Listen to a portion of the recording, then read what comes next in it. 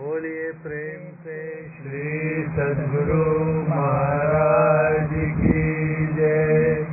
श्री सद्गुरु महाराज की जय। श्री सद्गुरु महाराज की जय।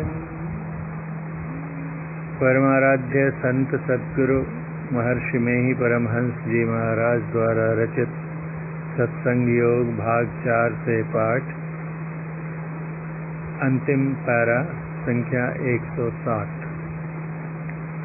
यह बात युक्त नहीं है कि कोई भक्त केवल निर्गुण ब्रह्म के, कोई केवल सगुण ब्रह्म के और कोई केवल सगुण निर्गुण के परे अनामी पुरुष के उपासक होते हैं।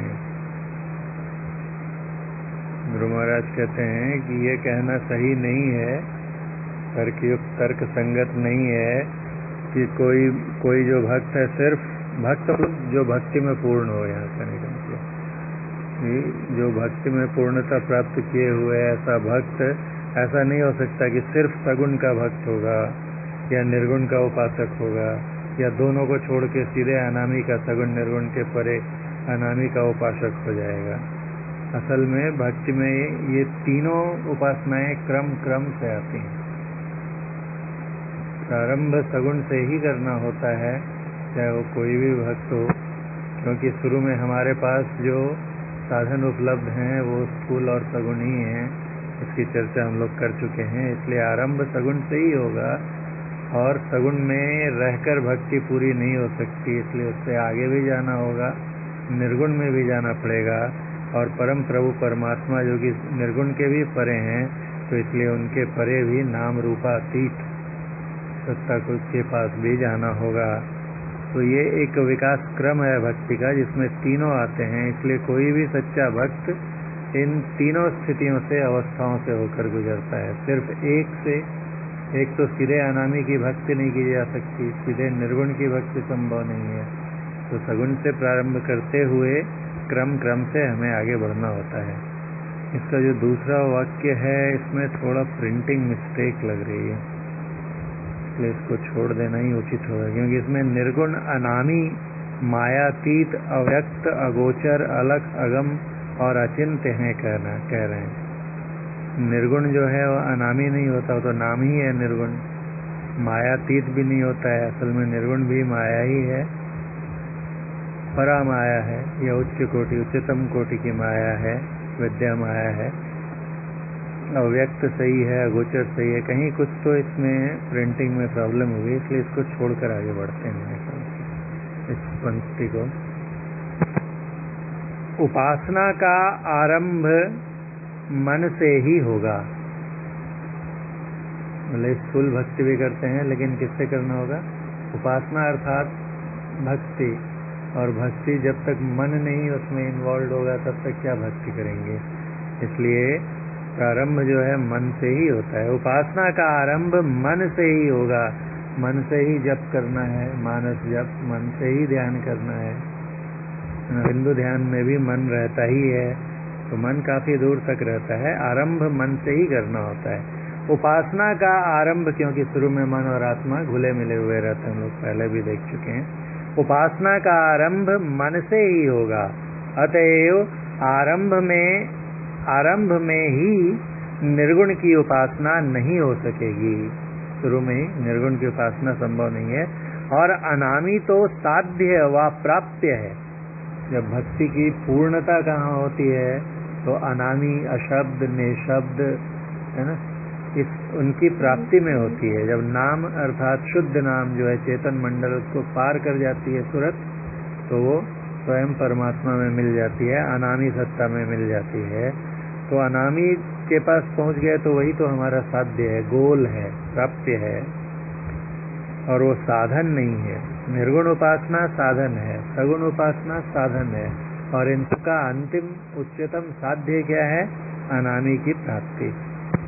अतएव आरंभ में ही निर्गुण की उपासना नहीं हो सकेगी, और अनामी तो साध्य व प्राप्य है, साधन नहीं है। निर्गुण उपासना से यह प्राप्त होता है। शब्द नादानुसंधान से ही जब सार शब्द मिल जाएगा वही निर्गुण उपासना है। उसके पहले की जितनी भी उपासनाएं हैं, तमाम शब्दों की भी जो उपासनाएं हैं, अनहद की भी, वो भी सगुण उपासना है। निर्गुण उपासना एकमेव सार शब्द या आदि शब्द की उपासना है। आदि शब्द की उपासना, निर्गुण उपासना जब हो जाती है हमारी, उसमें पूर्णता होती है, तो हम उसको भी पार कर जाते हैं और अनामी मिल जाते हैं। देखिए भाग 4 पृष्ठ 310 पारा 62-63, पारा 62 और 63 में क्या था?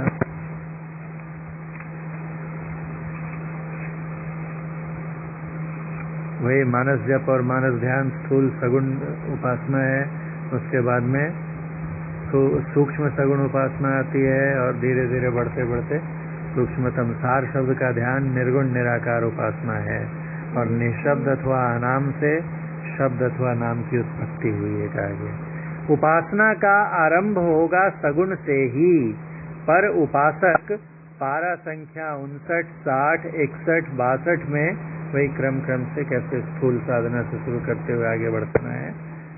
उपासना का आरंभ होगा सगुण से ही, पर उपासक पारा संख्या 59, 60, 61, 62 में किए गए वर्णनों के अनुसार बढ़ते बढ़ते निर्गुण उपासक होकर, अर्थात सार शब्द का उपासक होकर, अंत में अनामी शब्दातीत पुरुषोत्तम को प्राप्त कर कृत्य हो जाएगा। पुरुषोत्तम अर्थात परमात्मा। गीता में जो शब्द आया है, एक प्रकृति है, एक पुरुष है और एक पुरुषोत्तम है। वहाँ प्रकृति जो कहा गया है, अपरा प्रकृति को कहा गया है। जड़ प्रकृति को प्रकृति कहा गया है और चेतन प्रकृति को जो है पुरुष कहा गया है। और इन दोनों के परे जो है परमात्मा, उनको पुरुषोत्तम कहा गया है। तो जब पुरुषोत्तम को अनामी शब्दातीत अशब्द निशब्द को प्राप्त कर लेंगे, तब क्या हो जाएंगे? कृत्य। पहले भी हम लोग इसको देख चुके हैं। कृत मतलब कर लिया, क्या? कृत्य, जो करना था, जो साध्य था वो सद गया, कृत्य हो जाएगा। इसके लिए भाग 2 में लोकमान्य बाल गंगाधर तिलक महोदय के वचन भी पृष्ठ 242 से 245 तक पढ़ने योग्य हैं। बाल गंगाधर तिलक जी ने गीता पर बहुत अच्छी टीका के रूप में पुस्तक लिखी है, इसे कहते हैं गीता रहस्य। वो पढ़ने योग्य है। सत्संग योग में या गुरु महाराज अपने प्रवचन में उनसे उद्धरण दिया करते थे। संत कबीर साहब और गुरु नानक साहब और इनके ऐसे संतों को केवल निर्गुण उपासक और गोस्वामी तुलसीदास जी महाराज तथा श्री सूरदास जी महाराज को केवल सगुण उपासक जानना भूल है। कुछ लोग कहते हैं कि कबीर साहब, नानक साहब, ये लोग निर्गुणिया संत थे, सिर्फ निर्गुण की बात करते हैं। और तुलसीदास जी धनुर्धारी राम की, सूरदास जी कृष्ण मुरली बजाने वाले, कृष्ण किए गोपियों के संग नाचने वाले, मक्खन चुराने वाले कृष्ण के उपासक थे। तो तुलसीदास जी और सूरदास जी सिर्फ सगुण उपासक थे और कबीर नानक जैसे संत सिर्फ निर्गुण उपासक संत हैं। कहते हैं गुरु महाराज की ऐसा समझना बिल्कुल भूल है, क्योंकि कबीर साहब और गुरु नानक साहब गुरु मूर्ति का ध्यान भी बतलाते हैं, जो स्थूल उपासना ही हुई। देखिए भाग 2 पृष्ठ 120 स्थूल ध्यान और पृष्ठ 152। और गोसाई तुलसीदास जी महाराज जहाँ सगुण राम की प्रेममयी कथा और भव्य महात्म्य को बहुत सुंदर विस्तार पूर्वक अपने रामचरितमानस में गाते हैं, वहाँ उसी में दोहावली में और विनय पत्रिका में वे राम के निम्नलिखित स्वरूप का भी वर्णन करते हैं। वे राम को तुरीय अवस्था में पहुंचकर भजने के लिए कहते हैं। कहने का अर्थ है कि कबीर साहब भी सगुण उपासना कहते हैं। मूल पूजा, गुरु मूल ध्यान, और उनके पैर का भी कहते हैं, उनके पाँव की पूजा करना, वो गुरु नानक देव जी कहते हैं कि गुरु की मूर्ति को हृदय में बसाओ, तो ये सब तो स्थूल उपासना ही हुई ना। तो ये लोग भी स्थूल उपासना से इन्होंने भी प्रारंभ किया, और तुलसीदास जी और सूरदास जी ने भी किया, और दोनों चारों ये सब जितने भी थे सभी आहिस्ते आहिस्ते बढ़कर और सगुण के आगे पहुंचकर निर्गुण में गए, और निर्गुण भक्ति को भी पूरा कर उसके भी आगे चले गए। जैसा कि यहाँ तक कि रामचरितमानस में भी है, ज्यादा वर्णन सगुण लीलाओं का है, लेकिन वहाँ पर भी निर्गुण की बात कही गई है। जब राम स्वरूप तुम्हार वचन अगोचर बुद्धि पर अविगत अकथ अपार नेत नेत नित निगम का, या राम ब्रह्म परमारथ रूपा अविगत अलख अनादि अनूपा, ऐसे बहुत जगह चर्चा आई है जहाँ स्पष्ट रूप से कहा है कि राम का जो स्वरूप है वो क्या है, तो वो निर्गुण के भी परे है, सगुण नहीं है। वैसे ही सूरदास जी में भी है, शब्द ही शब्द भयो उजियारो। वो कहते हैं कि बहुत मुश्किल है निर्गुण का वर्णन करना, इसलिए मैं सब विधि अगम विचार ही साथे सूर सगुण लीला पर, लेकिन उनके पद्यों में स्पष्ट रूप से पता चलता है कि उन्होंने भी निर्गुण की उपासना की थी। शब्द किसको सुनाई देगा, प्रकाश किसे दिखाई देगा। और नयन नासिका मध्य है जहाँ ब्रह्म को वास, ये क्या है, सीधा दृष्टि साधन या बिंदु ध्यान का सूक्ष्म उपासना की बात है। वे राम को तुरीयावस्था में, वे मतलब तुलसीदास जी, वे राम को तुरीयावस्था में पहुंचकर भजने के लिए कहते हैं। पुनः वो कहते हैं न, तेरसी तीन अवस्था तजहु भजहु भगवंत। तीन अवस्थाएं मतलब जागृत, स्वप्न और सुषुप्ति की अवस्थाओं से ऊपर उठकर तब भजिए भगवान को। राम को भजना है तो इन तीनों अवस्थाओं से ऊपर जाकर तुरीयावस्था में उनका भजन कीजिए। पुनः देश कालातीत और अतिशय द्वैत वियोगी पद का तथा उसके महत्व का वर्णन कर भक्त को अंतर्मार्गी बन वहां तक पहुंचकर संशयों को निर्मूल कर नष्ट कर देने के लिए कहते हैं। देश कालातीत मतलब देश और काल के परे। उनका जो पद है न, रघुपति भगति करत कठिनाई, उसी में है कि वहाँ पर हर्ष शोक और दिन रात दिवस निशि देश काल तह नाही, और कहते हैं कि जो इस देश काल के परे, जहाँ देश काल नहीं है, हर्ष शोक नहीं है, दिन रात नहीं है, उस अवस्था में जो जब तक नहीं पहुँचेगा कोई, तब तक उसके संशय निर्मूल नहीं हो सकते। समूल नष्ट मतलब जड़ के साथ नष्ट, जड़ भी खत्म हो गई तब कोई संभावना ही नहीं बचती है। वही कहते हैं देश काल तह नाही, तुलसीदास यही दशाहीन। कौन सी दशा से हीन, मतलब जहाँ देश काल नहीं है, ऐसी अवस्था में जब तक हम नहीं जाएंगे, उससे हीन रहेंगे, तब तक क्या होगा, तुलसीदास यही दशाहीन संशय निर्मूल न जाही। जड़ से संशय नष्ट नहीं होते हैं, इसलिए वहां पहुंचो, उसके लिए अंतर्मार्गी बनो। कैसे, तो सकल दृश्य निज उदर मेल, तो वही निद्रा तजी योगी। के लिए स्पष्ट संकेत है अंतर साधना का। वे राम नाम को अकथ और निर्गुण तथा निर्गुण भी कहते हैं। यथा एक अनीह अरूप अनामा, अज सच्चिदानंद पर धामा। कहते हैं वो ईश्वर कहता है तो एक है, दो नहीं है, अनीह इच्छा रहित है, अरूप उसका कोई रूप भी नहीं है, अनामा यानी नाम के भी शब्द के भी परे हैं, वो अज हैं, अजन्मा है, सच्चिदानंद है, और श्रेष्ठ धाम है, श्रेष्ठ स्थान है परमात्मा पर धामा।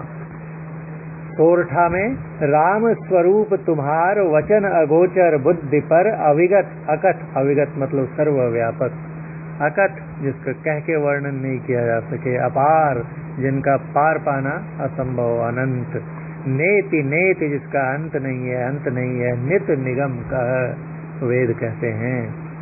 चौपाई जग पे खन तुम देखनिहारे, विधि हरि शंभु नचावनिहारे। कहते हैं जग जो है पूरा संसार क्या है, तो पेखन अर्थात दृश्य है, और तुम अर्थात जो परमात्मा है राम, उनको कहते हैं कि आप देखने वाले हैं। पूरी सृष्टि को रच दिया, दृश्य बना दिया और उसको देखते रहते हैं। विधि हरि शंभु नचावनि हारे। स्पष्ट कहते हैं कि जो परमात्मा है वो विष्णु नहीं है या ब्रह्मा नहीं है या महेश नहीं है। कहते हैं कि विधि मतलब ब्रह्मा, हरि मतलब विष्णु और शंभु मतलब शिव, इनको तो नचाते हैं आप। विधि हरि शंभु नचावनि हारे, अर्थात परमात्मा जो इनको नचाता है वो इनसे अलग कोई होगा। जैसे बंदर को मदारी नचाता है तो मदारी बंदर से अलग है और बंदर से श्रेष्ठ है, बंदर से बुद्धिमान है, शक्तिशाली है, हर दृष्टि से उनसे अधिक श्रेष्ठ है, तभी वो नचा सकता है।